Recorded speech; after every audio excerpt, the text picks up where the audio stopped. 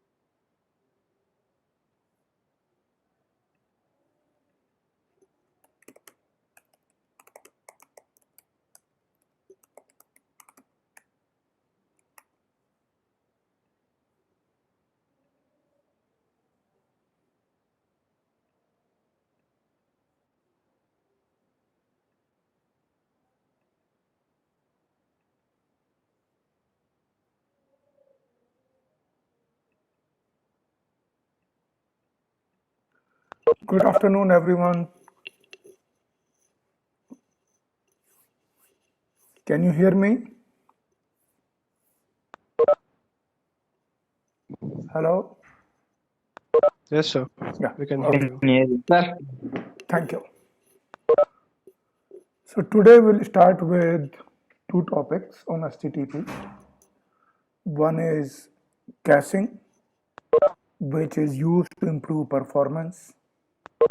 And second, we look at cookies, which is basically used for session management. So few resources, I would strongly recommend you to go through these resources. This is from Google, looking at how does HTTP caching improve performance, what could be done. Same thing from Mozilla, another author, CacheDocs, what different kind of caches are. And then there are few interactive exercises from the authors on all kind of different topic. So you can look at some exercises, get, post, some HTTP that will help you understand. So I will request you to go through and then understand much better. Then others, last two are from Mozilla, which is basically related to cookies, set cookies, and how the cookies are passed. So I suggest you go through them. They are examples, they help you understand and learn things up. So let us look at HTTP. Last time we said status code 301 and 302 is basically redirect when you access. So this is not, we discussed that part already. We looked at the example, and you can use wget with headers dumps, and that tells you that you get redirected to different URL. For example, if I were to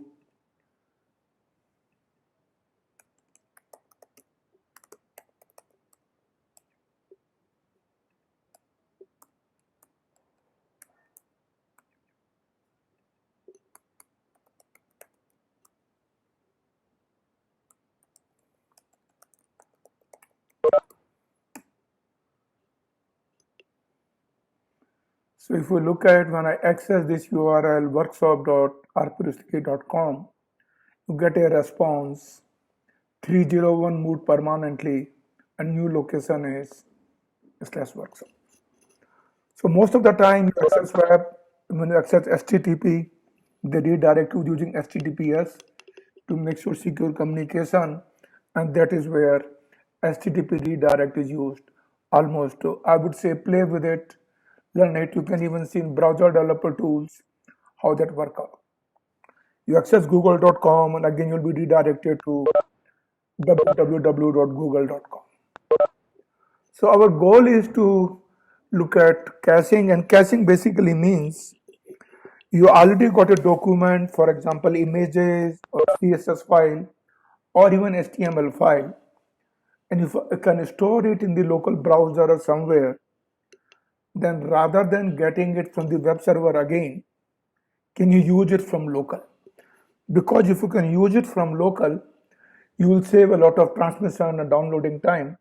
Assuming your image is a 1 megabyte, and if you download it, it may take you a few seconds, whereas available locally in the cache, and server tells you, all your cache is up to date, you can use it from the cache, then response becomes few milliseconds, and that way user get a much better performance from perspective. So primarily when caching happens, we do not transmit or transfer the actual object. We just indicate whether cache is up to date or not. And because we are not transmitting, we reduce the transmission delay, and we also reduce the network traffic as well. Now HTTP supports caching with different kind of headers. We'll look at few of those. So first is when I cache them, so when I let's say got an image, I cache it, I know what time I got the last time and when was its last modified time. And when I have a last modified time, so I can say give me this image or give me this URL only if it is modified since that time. So if image is updated on the web server, then you'll get a new image. If it is not updated, you'll get the status code 304 indicating image is not updated. Image, you have up-to-date image, use it from the cache, and you are probably better off not even transmitting it. You save the bandwidth and you get better response. So look at examples there as well. So let's look at primarily first time you get it, you basically get the header called last modified, and then using the last modified date from the HTTP header, you would say if modified since, and you put it in the date, and if object has not been modified before that date, then you will basically get the response code 304. If object is modified, you'll get the response actual object and status code of 200. That's how this it basically works. So we can look at some of those. Let me look at this thing. Let me start a web server locally so that I can probably show you.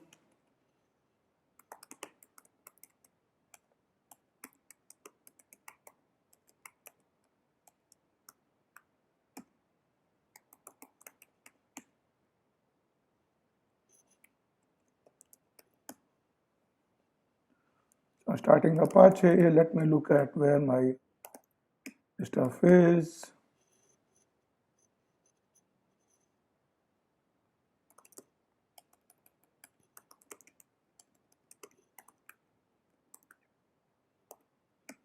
Okay, so let me launch Firefox.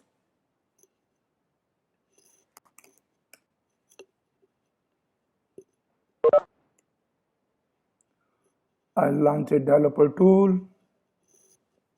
Sorry.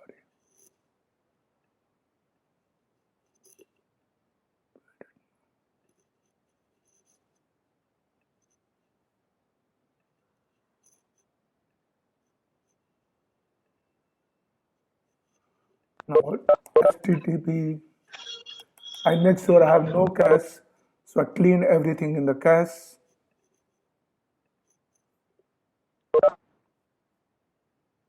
Privacy, make sure I remove everything, cookies and some data, clear data, everything. Let me clear it up so that I have nothing there. Oh, it goes.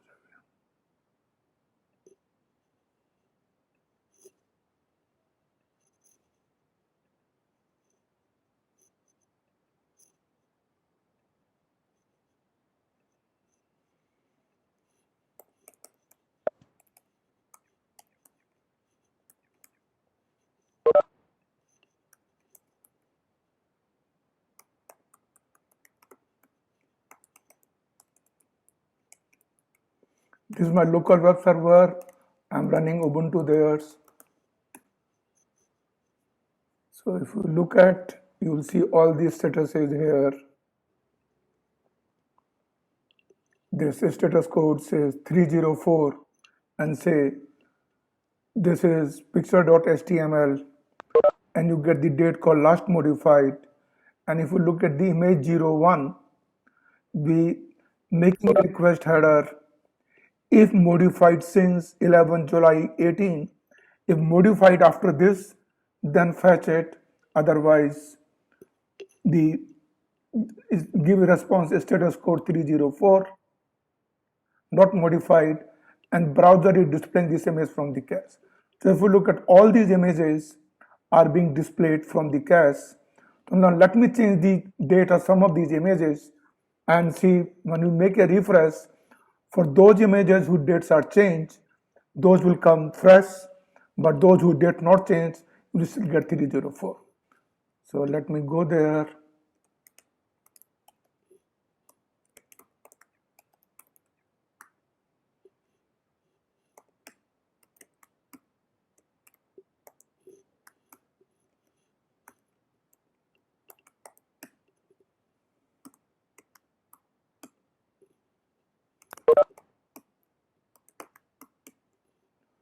So let me say touch, I'll change few images, 01.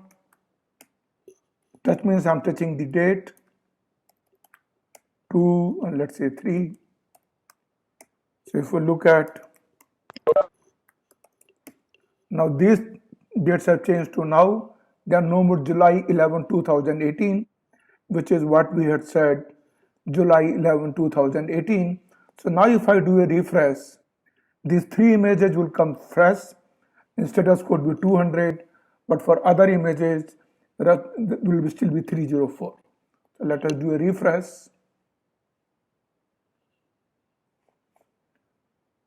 So if you look at image 01, image 02, image 03 is 200 because request header says if modified since 11 July, and this was modified September 21, 2020. So web server gives a same image but date is modified. It basically gives you status code 200 and you get the actual image at the end. But for other images 04, 05, 06, we haven't changed those dates. So status code is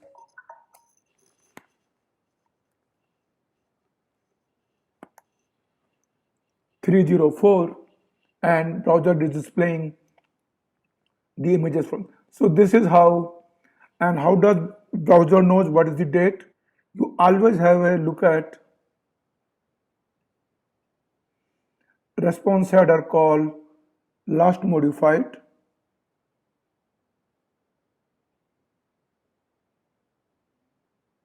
It may have been there before, so 304 you don't get it, but let's look at this response header.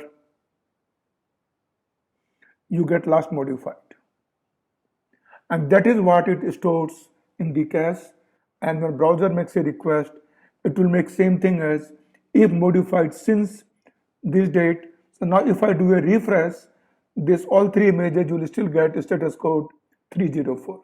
Let me do a refresh, and you see even those images be back to 304 because it says, if you look at the request, if modified since September 21, they've not been modified, and that's how the basic caching works. Now this date is not very sacrosanct, because sometimes, let's say I'm a web developer, I develop an image and somehow we need to store back the old image with the same name. Now we store back the old image with the same name. Now date would be old one, but if I cached it the new image with a new date, and then I would say if modified since, then since even though the image has been stored old, but it said date is before, it will not give me, and I'm still seeing the bad image from my cache. So date and if modified, last modified, and if modified since is not very precise. So best bet would be to use what is called signature mechanism. That means For a given object or given file, you always pass a hash of a file which is signature, and then you pass that hash saying if is this hash all right. If the hash has changed, then give me the new image. If not, continue, and you basically get the value called e tag. So when you get a response e tag, then when you get a value e tag, you'll basically see the and pass the value e tag as a signature. So let me run with this wget and tell you how the e tag values are, or maybe in the browser also. Let's see, the browser shows me e tag response header. You see e tag here. This is the signature of the image. So browser by default, if the bit modified since uses that. So I can pass on through command line and showing the value of e tag.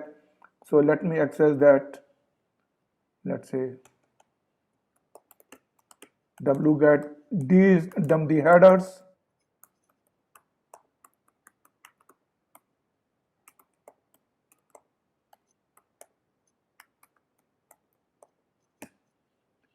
So look, we got e tag value as this, and if I can make a wget again, and I can pass on the header, specific header is equal to if match none. What is the syntax? Let me just look at if none match.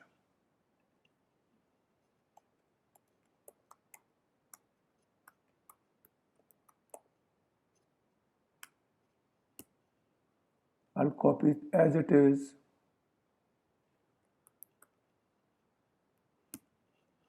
And now since it's going to match it, I'll get response as 304. Sorry. Oh, this should be colon. I think I would have.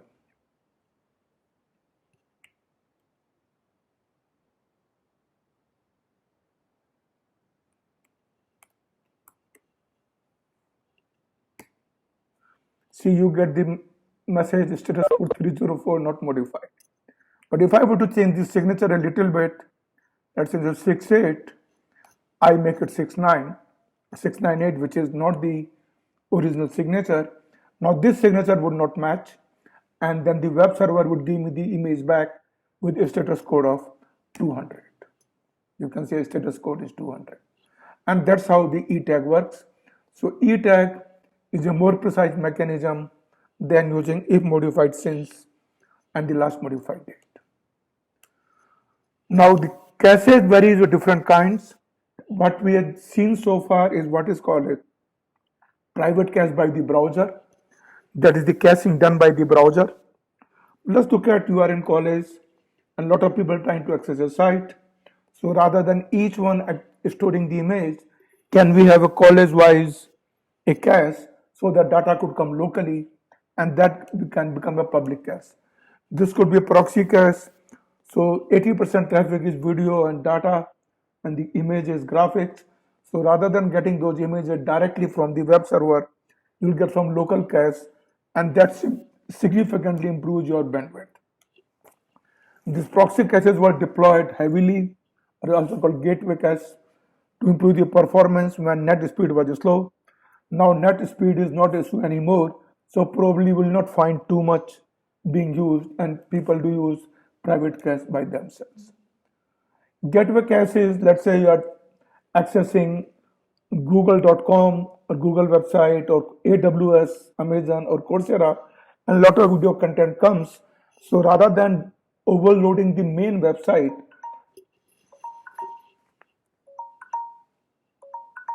just 1 minute. Case 1, I'm in a class, I'll call you back. No, I'm in a class, I'll call you back.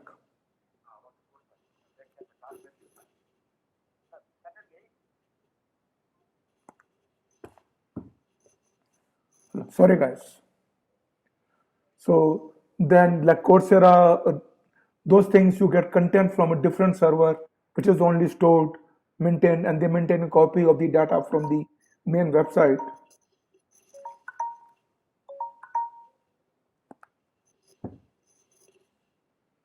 and get the response from there. The way the proxy server works, you look at, let's say you have a client, this is, let's say, our college website, and college has a proxy server. Just guys, 1 minute. Hello? Yeah. Yeah, case one. Sir, I'm in a class. I'll talk to you later.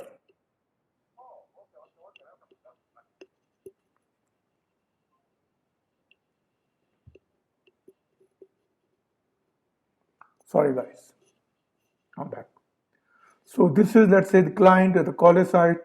College has a proxy server, and this is the main website and different servers. So now when you make an access request, you primarily first make a request. The request always goes to proxy. So your browsers are always configured to go to the proxy, and sometimes without your knowledge, something called a transparent proxy, where the automatically the gateway firewall will direct you to the proxy there, and then you'll be able to access it. So you, without your knowledge, you may get that. So it may be direct proxy configured through the browser. You look at browser's LAN settings, proxy server setting, or transparent proxy. Transparent proxy will work only for port 80. It will not work for port 443 HTTPS. But if you set up a proxy in the browser, it will work for both HTTPS and HTTP as well. So first time you make a request, it is not in the proxy. Proxy contact the main server, get the content, and set the response. Now next client makes the same request to the same resource. Now make the request to the same resource. Now this resource is already with the proxy server, so it will not go to the origin server, but proxy itself will give you a response, and then you see things become basically better.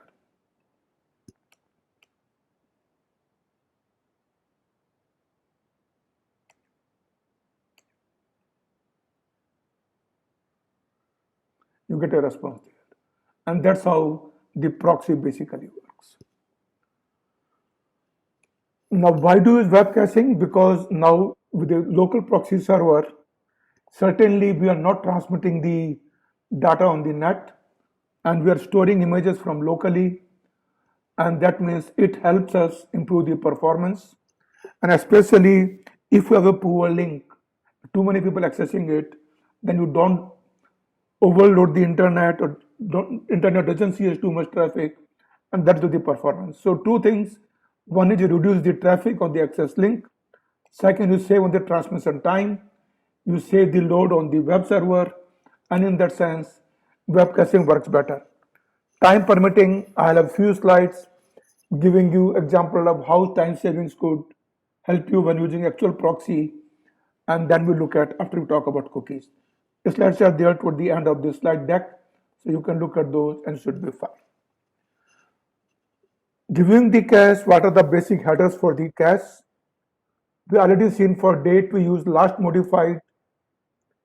Please understand the difference. There are two headers, one is called date, other is called last modified.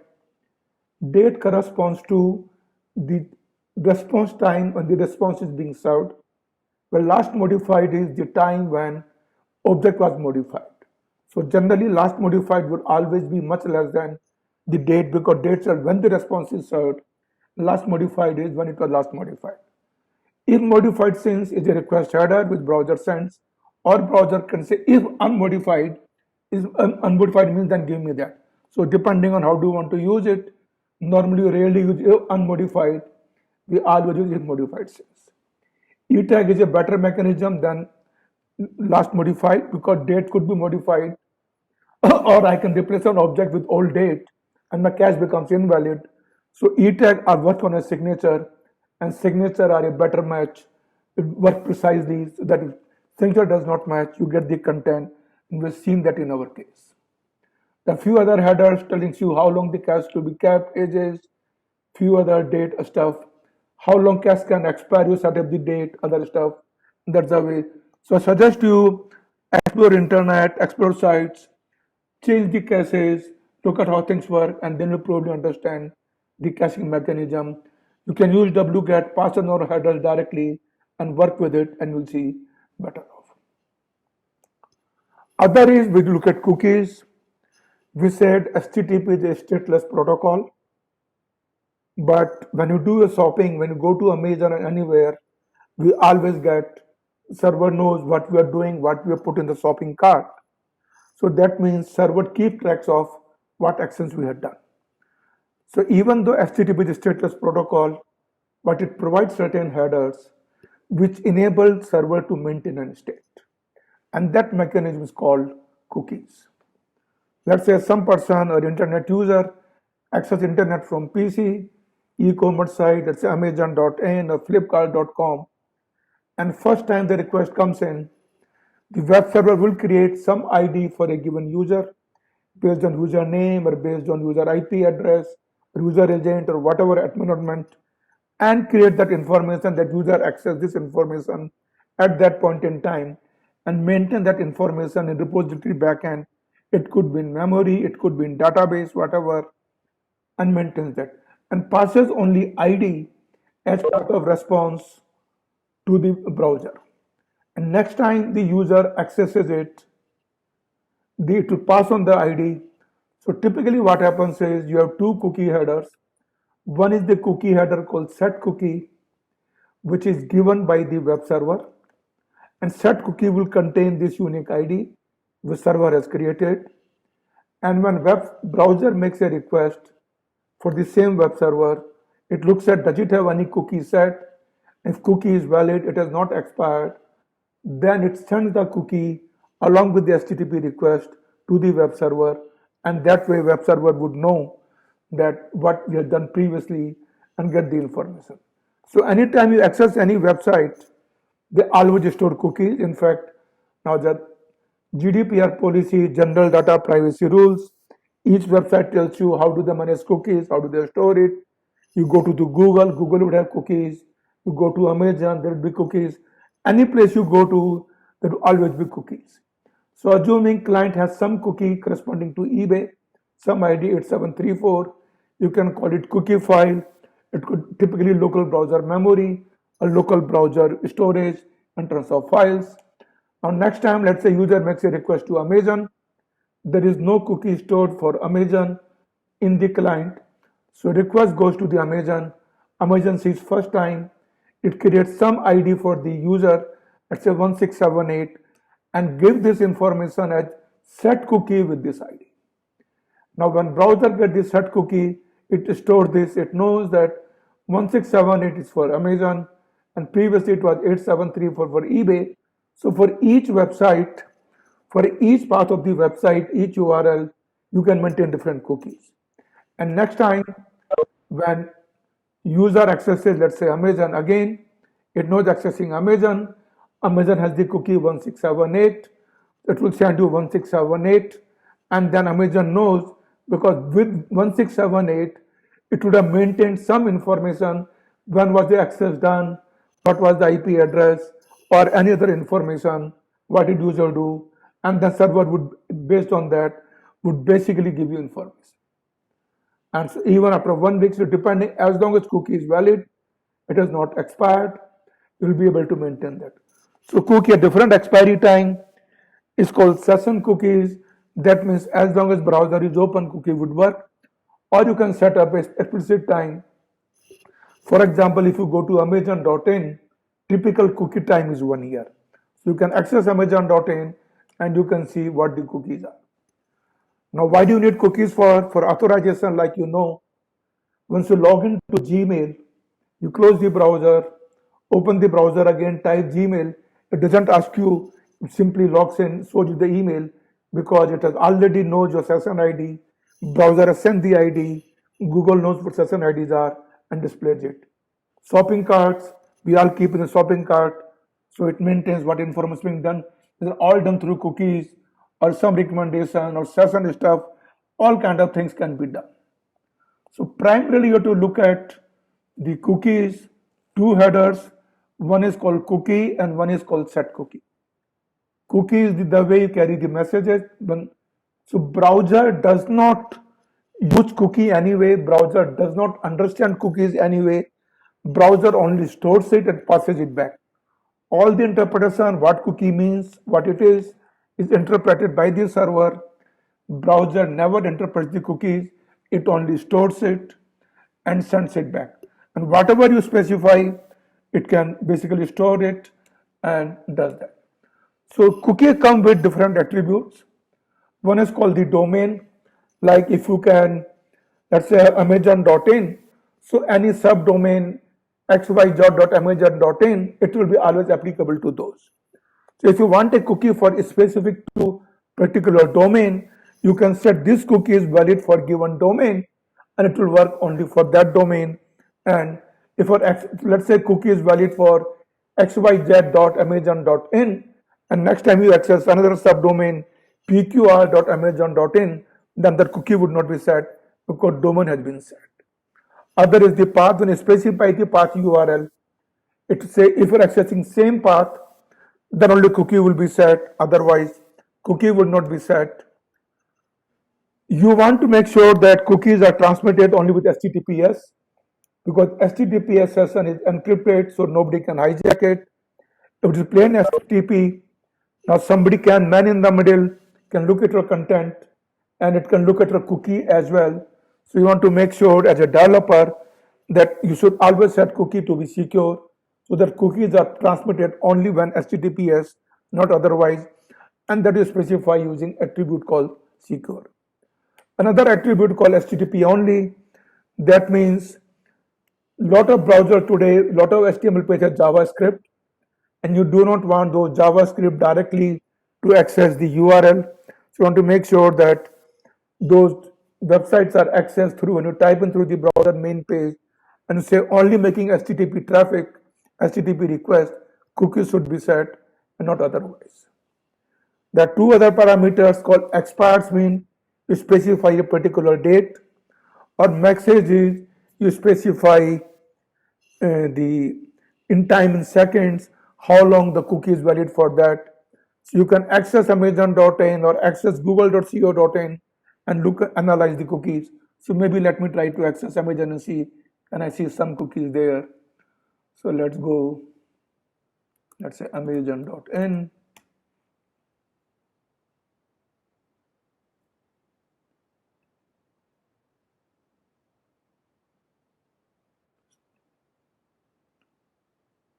Probably go somewhere, let me see. Not images, but it has to be some main page.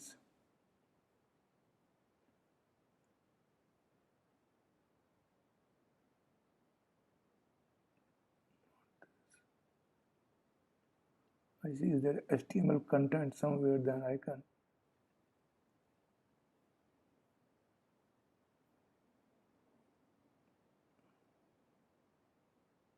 You see here, set cookie, it says UBID X is equal to this, path is slash, that means anytime you access amazon.in for all sub URL that will be there. Domain is .amazon.in, that means for all the subdomains of Amazon this also works. Expires 21 September 2021 and today is 2020, so this cookie would expire in 1 year. Another set cookie session token is basically this token. The server would interpret primarily what is my the shopping cart stuff is and say they're also specifying as secure.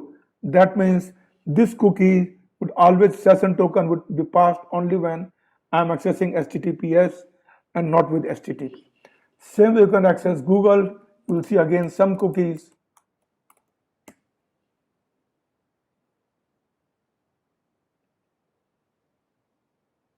Again, we set one pjar, this is the cookie name, and they're giving you values that is accessed on 21 September, expires October, so they're setting cookie for 1 month. Path is any path, domain is .google, that means any subdomain, and same site means anywhere. So look at this, how the cookies works. Just to understand, we'll give you little practical more examples, how the cookies really would work out. So I'll give some examples for three different things. One is expiry, one is the path, and one is the secure part of it. So let me access first expiry part.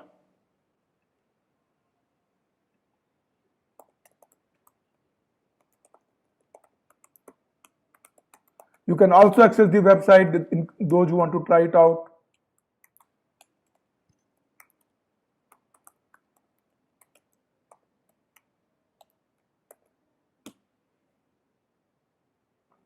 So it basically says when you access the response, no cookies are set. And if you look at, it has set 3 cookies. One is topic, cookie name is topic, value is networking, max is 30 seconds. Second cookie is organization, value is ACCS, expires 300 seconds.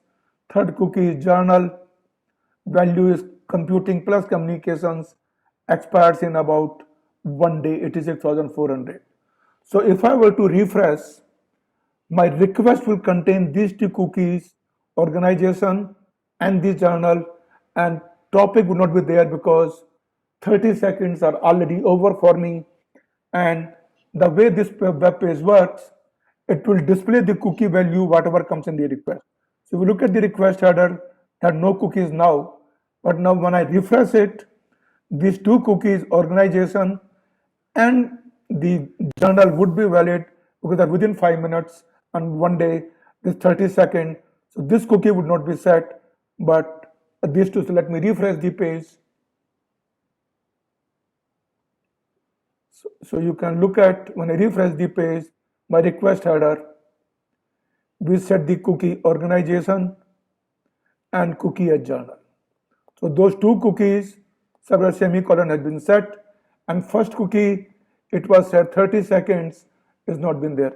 But if I refresh my page 30 seconds, then all 3 cookies would be sent, and my web page is designed such a way to display all the cookies. Let me refresh it. Now refresh again in 30 seconds.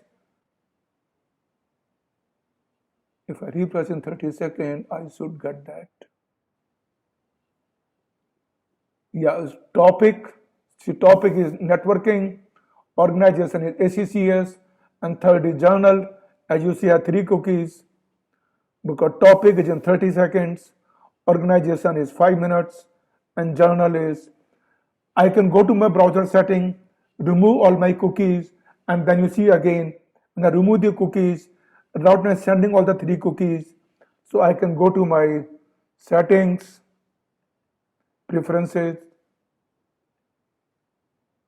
privacy, clear all my site data,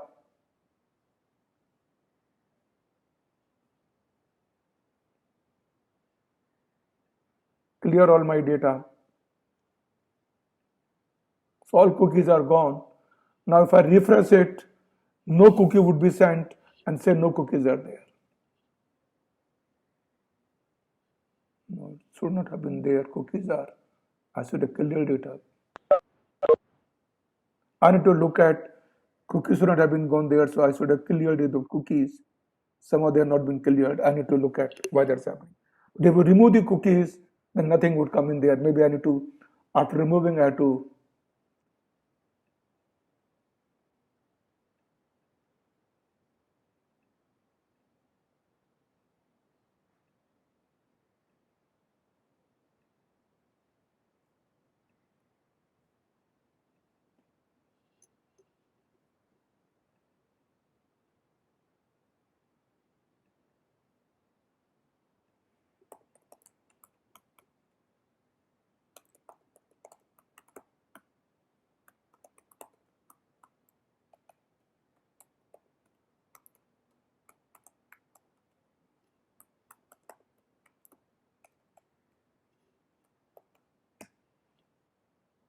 No, it's still setting. It's that cookie has not been cleared. We need to look at why it is not being set. I'll look at that part and maybe look at and tell you again tomorrow. Similarly, if we look at the path, I can set a different path there.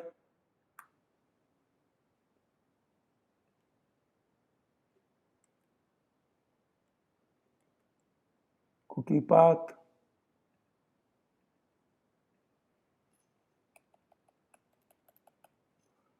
So,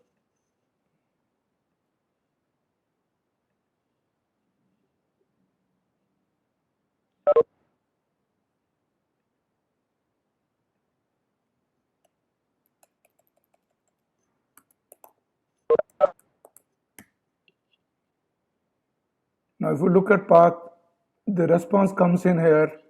It says for organization, path is slash workshop, but for journal, path happens to be workshop programs. So when I access this path workshop web, I should get this cookie, I should get this cookie, and not this journal because this path is workshop web programs, whereas the path happens to be workshop web. So for whatever applicable to workshop or this, that will work fine, but not for other one. And that's what you'll basically see there. Same way, other could be secure.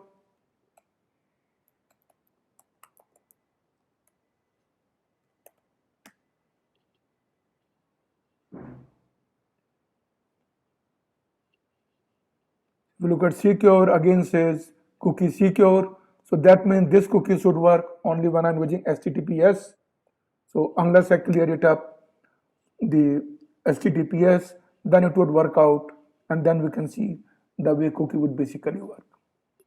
So only with HTTPS you'll see. So let me maybe open a different browser.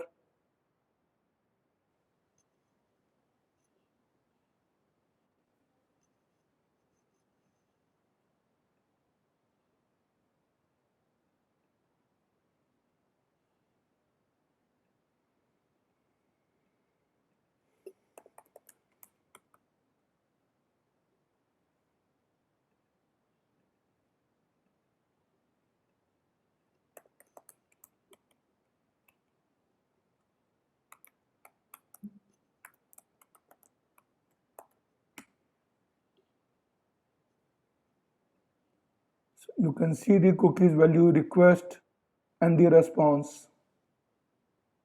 Set cookie, and this is journal is secure, and then only it will work out. So no cookies are set.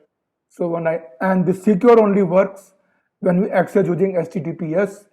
So let me type HTTPS.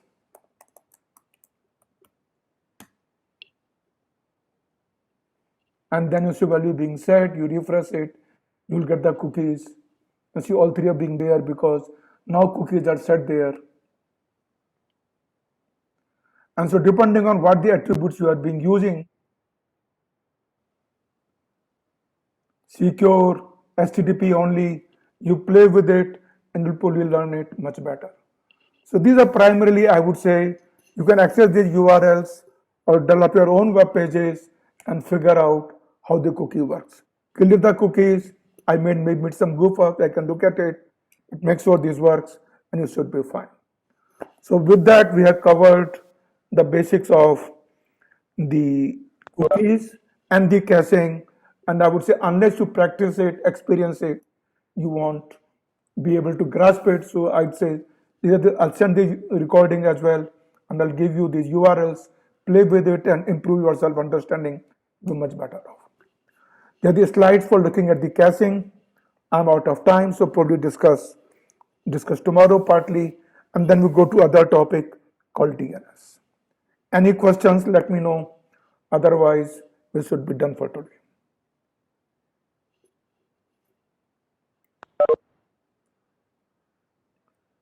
Let me know if any questions there.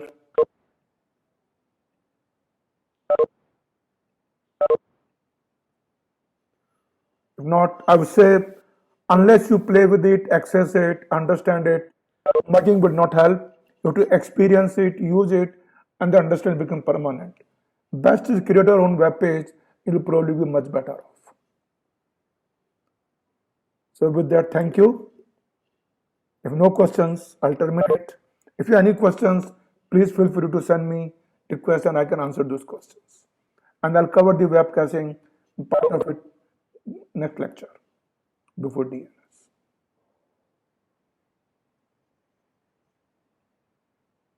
I'm closing the meeting then.